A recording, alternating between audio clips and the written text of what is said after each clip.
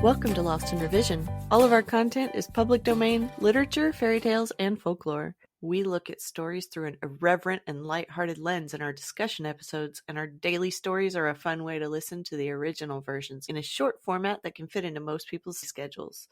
If you prefer to listen to full chapters, you can subscribe to our Patreon page. We just added a $1 option that provides early access and more.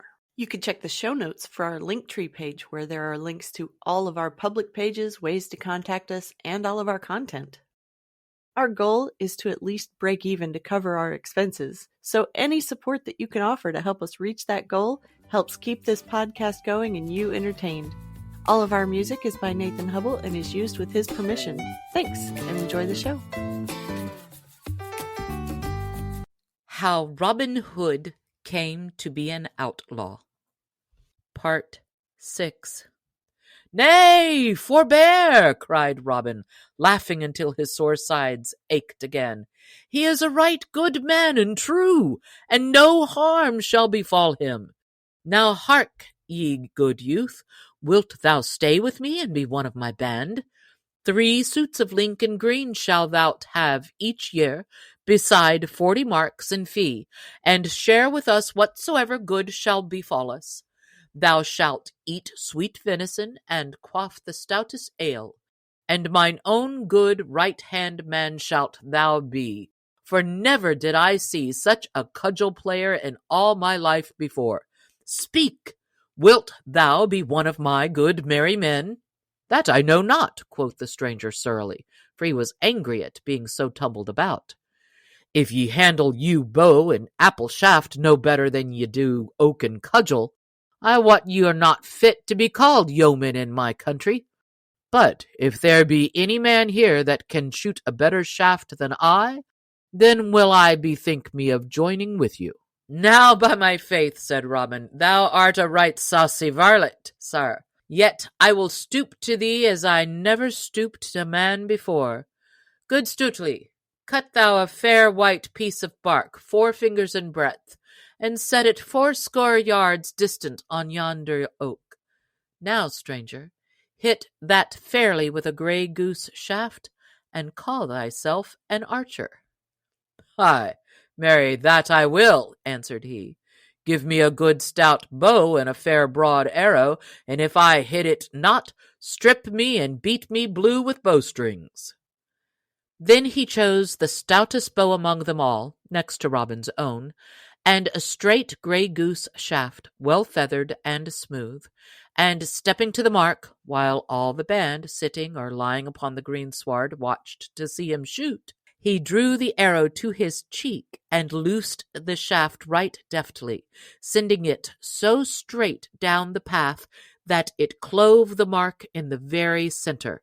"Aha!" cried he, "mend thou that, if thou canst," while even the yeomen clapped their hands at so fair a shot. "That is a keen shot indeed," quoth Robin. "Mend it I cannot, but mar it I may, perhaps." Then, taking up his own good stout bow, and nocking an arrow with care, he shot with his very greatest skill.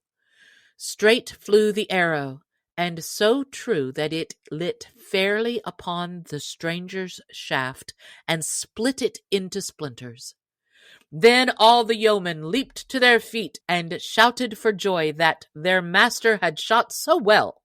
"Now, by the lusty yew bow of good Saint Withold," cried the stranger, "that is a shot indeed, and never saw I the like in my life before.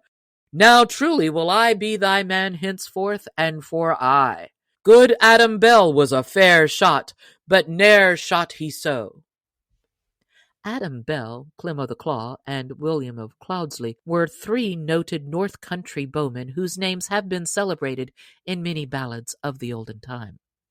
"Then have I gained a right good man this day," quoth jolly Robin. "What name goest thou by, good fellow?" "Men call me John Little, whence I came," answered the stranger. Then Will Stuteley, who loved a good jest, spoke up. "Nay, fair little stranger," said he, "I like not thy name, and fain would I have it otherwise. Little art thou indeed, and small of bone and sinew, Therefore shalt thou be christened Little John, and I will be thy godfather. Then Robin Hood and all his band laughed out loud, until the stranger began to grow angry. And thou make a jest of me? Quoth he to Will Stutely. Thou wilt have sore bones and little pay, and that in short season. Nay, good friend, said Robin Hood, bottle thine anger, for the name fitteth thee well. Little John shall thou be called henceforth, and Little John shall it be. So come, my merry men, we will prepare a christening feast for this fair infant. I hope you're enjoying the stories. We sure are enjoying creating this for you. If you go and sign up on Patreon, you can listen without having to hear me talking in the intro and outro.